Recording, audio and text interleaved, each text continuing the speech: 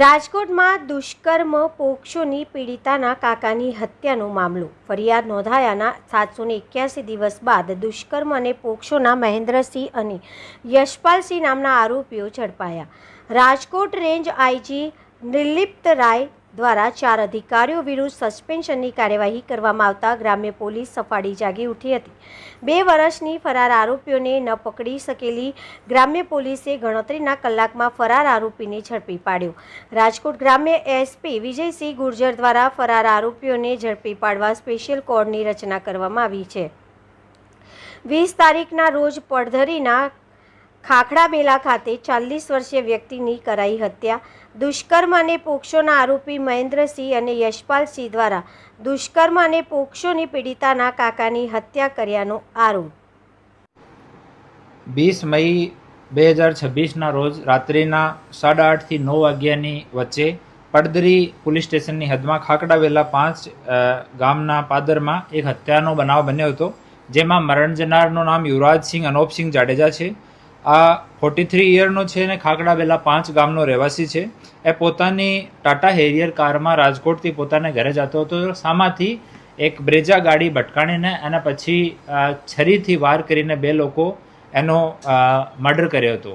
જ્યારે મર્ડર થયો ત્યારે ગાડીમાં મરણ જનારની એક મહિલા મિત્ર હતી, જેની સાથે એનો મૈત્રી કરાર કરીને આ રહે છે.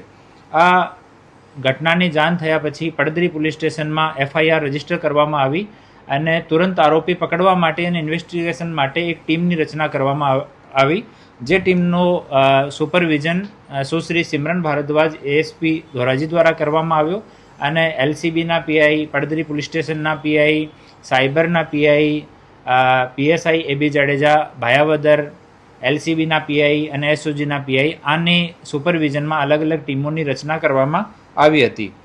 આમાં રાજકોટ રેન્જના વડા શ્રી નિર્લિપ્ત રાય સાહેબનો સતત માર્ગદર્શન તમામ ટીમોને હતો. આ ટીમો એક ટીમ અમે CCTV સર્વેલન્સ માટે લગાડી. જો ગાડીઓ બ્રેજા ગાડી અને હેરિયર ગાડી જે રૂટ લીધો હતો, આ પૂરા રૂટને ક્લિયર કરવામાં આવ્યો. બીજી ટીમે મોબાઈલ અને ટેકનિકલ સર્વેલન્સ માટે જેટલા પણ આ ખાખરાબેલા ગામના પરિવારના મિત્રો જેટલા પણ સંપર્કમાં છે, તમામ લોકોનો કન્ટિન્યુ મોબાઈલ ઓર ટેલિકોમનો સર્વેલન્સ કન્ટિન્યુ કરવામાં આવ્યો. સાયબર માટે એક અલગ ટીમ રાખવામાં આવી. હ્યુમન ઇન્ટેલિજન્સ અને બાતમીદારોથી સંપર્ક માટે અલગ ટીમ કાર્ય કરતી હતી. અલગ અને ANPR માટે અમારી નેત્રમની ટીમ કન્ટિન્યુ કામ કરતી હતી.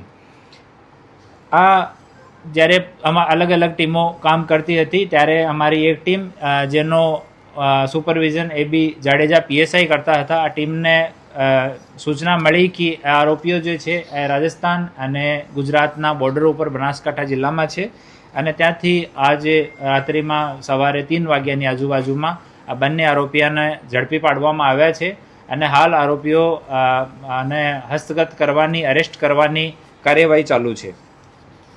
આ આરોપીઓ પર 2024માં પોક્સોનો ગુનો દાખલ થયેલો હતો પડદરી પોલીસ સ્ટેશનમાં, જેમાં એ લોકો વોન્ટેડ હતા. આ કેસમાં પણ એની અટક કરવામાં આવશે. આ ઘટનામાં જો બ્રેજા ગાડી એ લોકો યુઝ કરી છે, આ ગાડી કચ્છમાંથી કાના આહિરના નામ પર છે. એક મિત્રના થ્રુ એનાથી ગાડી કોઈ કામ જવા માટે એ લોકો લીધી અને પછી એના નંબર પ્લેટ પણ ચેન્જ કરી નાખી. તો નંબર પ્લેટ ચેન્જ કરવા માટે જો ફોર્જરીની એપ્લિકેબલ કલમો છે એ લગાવવામાં આવશે.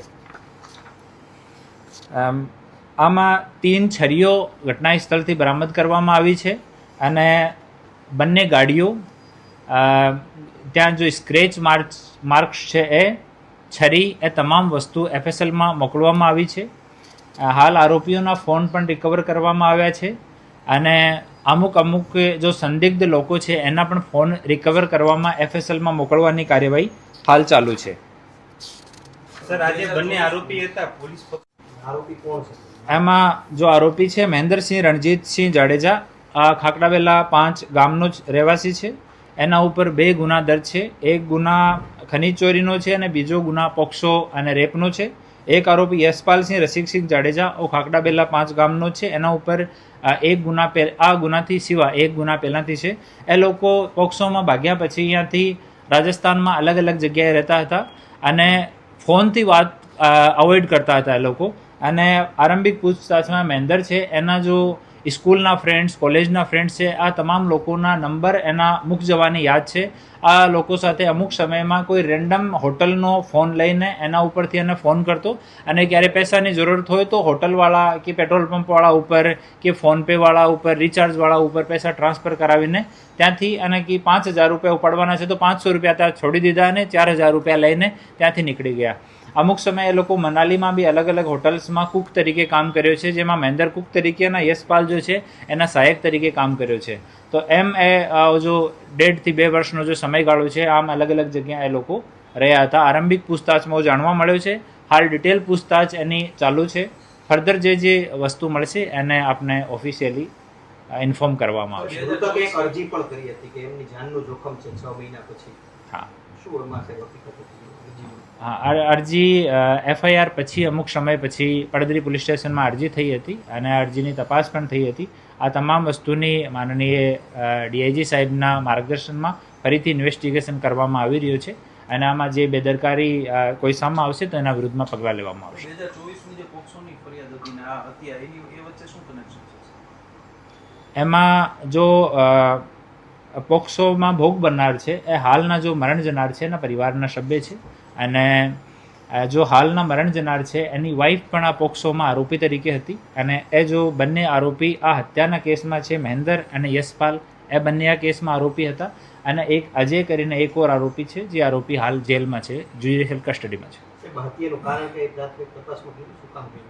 હાલ મેઇન કારણ આ પોક્સોના જો કેસ થયો હતો એના લીધે આ બંને પરિવાર વચ્ચે તણાવ હતો અને ડિટેલમાં હાલ કે કઈ રીતે પ્લાનિંગ કરી છે, ઓર કોઈ માણસ આમાં સામેલ છે કે કેમ, એ તમામ વસ્તુ માટે અમે પૂછતાછ કરી રહ્યા છીએ અને એક વખત જે ઇન્ફોર્મેશન સામે આવશે આપ લોકોને જાણ કરવામાં આવશે. મૃતક અન્ય કોઈ એની પત્ની સિવાય અન્ય મહિલા સાથે મૈત્રી કરારમાં રહેતો? હા, સર, આમાં જે લોકોએ અત્યાર સુધી તેમને મદદ કરી છે એમની સામે કઈ રીતે કાર્યવાહી? નિશ્ચિત રૂપથી જો લોકો આને મદદ કરી છે આરોપીઓની બગાડવામાં કે શેલ્ટર આપવામાં, આ તમામ લોકો વિરુદ્ધમાં કાર્યવાહી થશે. સાહેબ, આ જો 2 વર્ષ પહેલા જો આ ગુનો નોંધાયો તો આરોપી પકડાઈ ગયો તો અત્યારે ન થયું તેવું કહી શકાય? આ તપાસનો વિષય છે, તપાસ કરીને કહી શકાય. સર, આ 2 વર્ષ દરમિયાન આ હત્યા પછી રાજસ્થાન બોર્ડર ઉપર હતા કે આ 2 વર્ષ દરમિયાન એ બાજુ? 2 વર્ષ દરમિયાન રાજસ્થાન, હરિયાણા, મનાલી આ અલગ અલગ જગ્યામાં એ લોકો રોકાયા હતા. ઓકે.